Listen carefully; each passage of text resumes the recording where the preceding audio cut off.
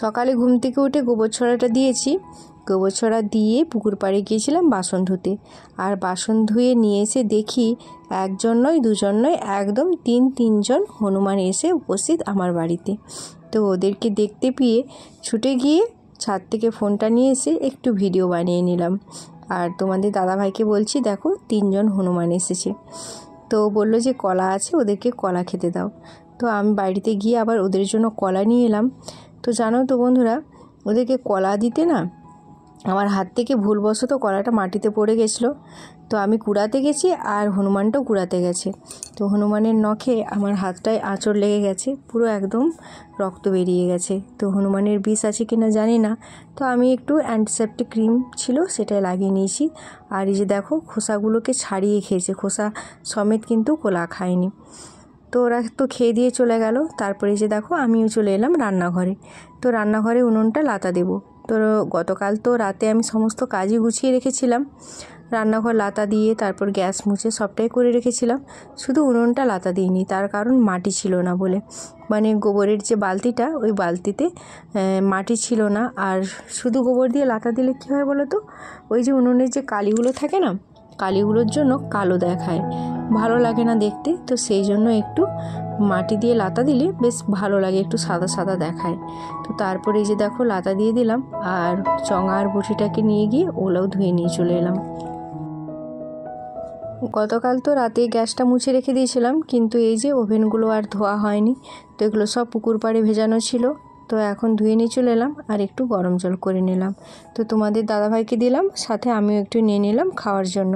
তো তারপর তোমাদের দাদাভাই বললো একটু চা করতে, তো আদা দিয়ে একটু চা বানালাম। তো চা বানিয়ে এখন দেখো দুজনের জন্য 2 কাপ রেডি করে নিচ্ছি।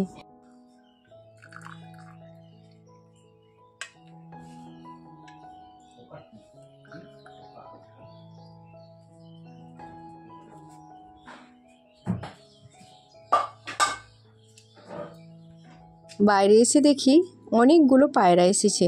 তো আমাদের বাইরে যে ধান টান থাকে, তো সবসময় তো আমাদের বাইরে ধান সেদ্ধ, ধান রোদে দিয়ে এরকম হয়, তো বাইরে সবসময় ধান পড়েই থাকে।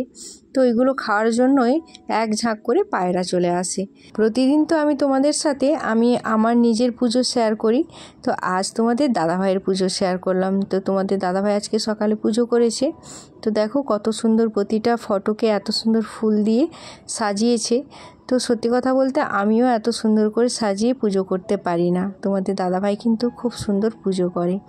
তো তারপরে যে দেখো গতকাল তো এই লেপের কভার, তারপর ব্ল্যাঙ্কেট, তো সব কিছুই কাচা ধোয়া করেছি। তো ব্ল্যাঙ্কেটটা তো এখনও শোকায়নি। বাবুর কাছে যে ব্ল্যাঙ্কেটটা ছিল সেটা তো আরও মানে গত পরশু আমি কেচেছিলাম, তো সেটা শুকিয়ে গেছে। কিন্তু আমরা যে ব্ল্যাঙ্কেটটা ব্যবহার করতাম সেটা গতকাল কেচেছি। আর গতকাল তো কোনো ভিডিও করতে পারিনি, কারণ গতকাল অনেক কাজের চাপ ছিল, অনেক কাজ করেছি, তো সবটাই অফ ক্যামেরাতে করেছি।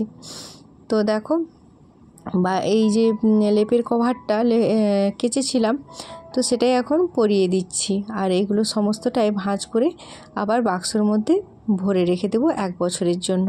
তো 1 বছরের জন্য ওদের ছুটি, আবার 1 বছর পর ওরা আবার বাক্সর ভেতর থেকে বেরোবে। তো তার জন্য এখন দেখো সুন্দর করে ভাঁজ করে রেখে দিচ্ছি।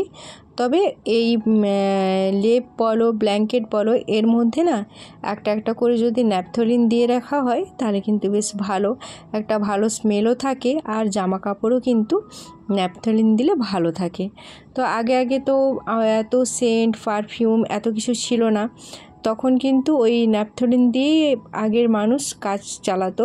তো দেখেছি, আমার মাকে দেখেছি, বাক্স তখন তো ওই আলমারি ছিল না, টিনের বাক্স ছিল, তো বাক্সের মধ্যে জামা কাপড় রাখতো আর তার মধ্যে ভাঁজে একটা করে ন্যাপথলিন রেখে দিত। আর জামা কাপড়গুলো যখন বের করতো বেশ সুন্দর কিন্তু একটা মিষ্টি গন্ধ বেরোতো। আর এখন তো অনেক পারফিউম হয়ে গেছে, বডি স্প্রে হয়ে গেছে। তবে কি বলো তো, ন্যাপথলিনের কিন্তু একটা ভালো গুণ আছে, জামা কাপড়তে কখনো পোকা ধরে না, ন্যাপথলিন দিয়ে রাখলে খুব ভালো। এই জায়গাটা প্রায় আমি 3-4 দিন ধরে একটু করে ঠিক করছি। তো এখানে তো আগে আমাদের মুরগি রাখা হতো, তো এখন তো আর মুরগি নেই, তো জায়গাটা এমনি খালি পড়েছিল। তো তাই ভাবলাম এটাকে একটা সুন্দর করে গুছিয়ে রাখি, তো একটা কাজে লাগবে। তো তো কী কাজে লাগবে তোমরা কি কেউ গেস করতে পারছো? যদি কেউ গেস করতে পেরেছো তো তাহলে অবশ্যই কমেন্টের মাধ্যমে জানিও তো এখানে কি হতে পারে। তো যাই হোক, এখন কিন্তু আমি তোমাদেরকে বলবো না, কারণ এটা নিয়ে একটা ভিডিও আমি বানাবো, আর তখন আমি তোমাদের সাথে অবশ্যই শেয়ার করব যে এখানে আমি কি করব। তো এখন দেখো, গতকাল তো ওই মাটি দিয়ে পুরো লেপে নিয়েছিলাম, আর আজকে গোবর দিয়ে লেপে নিচ্ছি। তো মাটি দিয়ে লেপলে কী হয় বলো তো, ফেটে ফেটে যায়, আর গোবর দিয়ে লেপে দিলে কিন্তু সেই ফাটাগুলো বন্ধ হয়ে যায়। তো সেই জন্য ভালো করে গোবর দিয়ে লেপে দিলাম, যাতে করে ফাটাগুলো সব বন্ধ হয়ে যায়। আর না হলে কি হবে বলো তো, রোদ পেলে তখন চকলা চকলা হয়ে পুরো মাটিটাই ছেড়ে যাবে। তো এই যে দেখো, পুরোটাই আমি গোবর দিয়ে লেপে নিয়েছি, আর কত সুন্দর হয়েছে, বেশ দারুণ লাগছে কিন্তু জায়গাটা দেখতে। আমার তো ভীষণই ভালো লাগছে, তোমাদের কেমন লাগছে তোমরা একটু কমেন্ট করে জানিও। আর উপরে যাতে বৃষ্টি হলে জল না পড়ে তার জন্য দেখো, এই যে পলি পেপার ছিল, পলি পেপারগুলোকেই দিয়ে দেওয়া হয়েছে। ওই টেম্পোরারি, এটা তো আর পার্মানেন্ট কিছু নয়, এমনি টেম্পোরারি করা হয়েছে। আর এখানে না আমি অনেকগুলো গাছ লাগিয়েছি। এই যে দেখো, এখানে আছে অ্যালোভেরা আছে, তারপর আছে পুদিনা গাছ আছে, তারপর দুটো নয়নতারার গাছ লাগিয়েছি, একটা অপরাজিতার গাছ লাগানো হয়েছে, আর আজকে একটা কারি পাতার গাছ লাগালাম। এই যে দেখো কারি পাতা, তো কারি পাতার গাছটা লাগালাম। তো বেশ সুন্দর লাগছে কিন্তু এখানে জায়গাটা আমার বেশ ভালোই লেগেছে। আর এখানে মাটি, গোবর আর বালতিতে করে জল রেখেছি।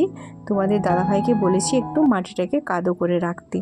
আর ওইদিকে তোমাদের দাদাভাই কিছু জ্বালানি ছিল, সেগুলোকেই এখন কেটে নিচ্ছে।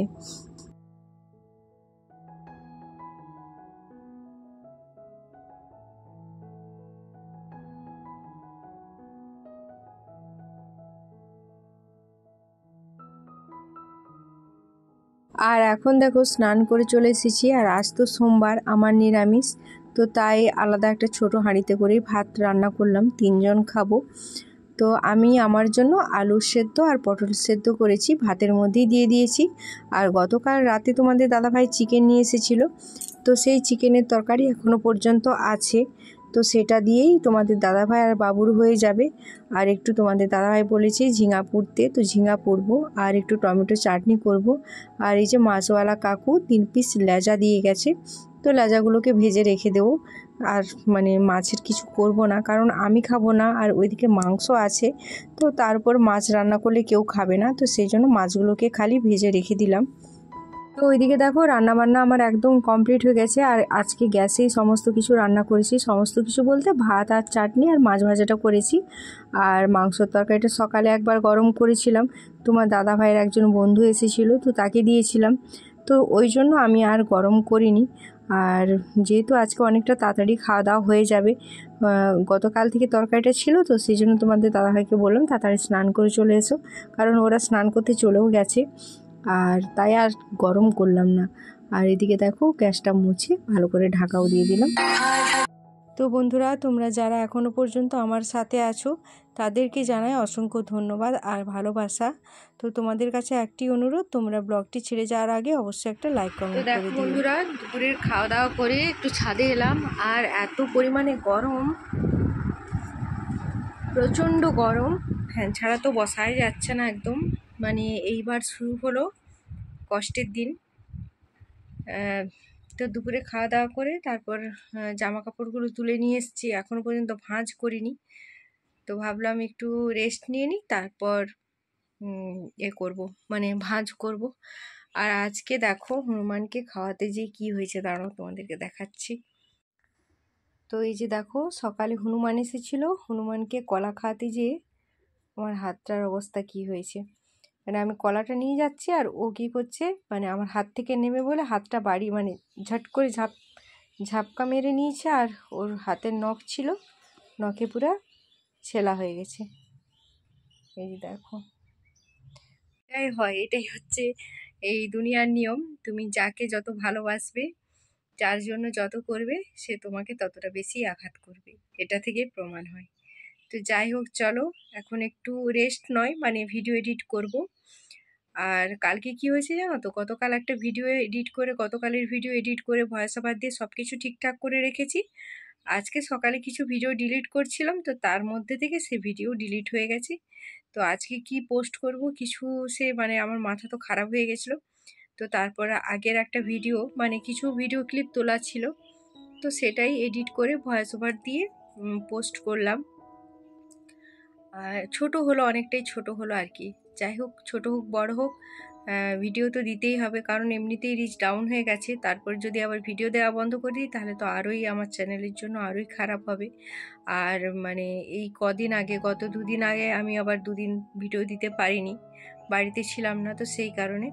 তো যাই হোক, তোমরা সাথে থাকো, ব্লগটা দেখতে থাকো, আশা করছি ভালো লাগবে। তো চলো, একদম তোমাদের সাথে দেখা হচ্ছে বিকেলে। এখন বাজে বিকেল 4:30। তো ঘর বারান্দা সবটাই আমার ঝাড় দিয়ে দেওয়া হয়েছে। আর এখন চলে এসেছি রান্নাঘরে, রান্নাঘরটা ঝাড় দিতে। রান্নাঘরটা ঝাড় দিয়ে রেখে তারপর জল আনতে যাব, তবে জল এখনও চালাইনি। কাকুদের জল চালালে তখন জল নিয়ে আসবো। তো তাই ভাবলাম রাতে যে খাবার করব, খাবারের কাজটা একটু এগিয়ে রাখি। তো রাতে করব আমার জন্য রুটি, আমার আর বাবুর জন্য।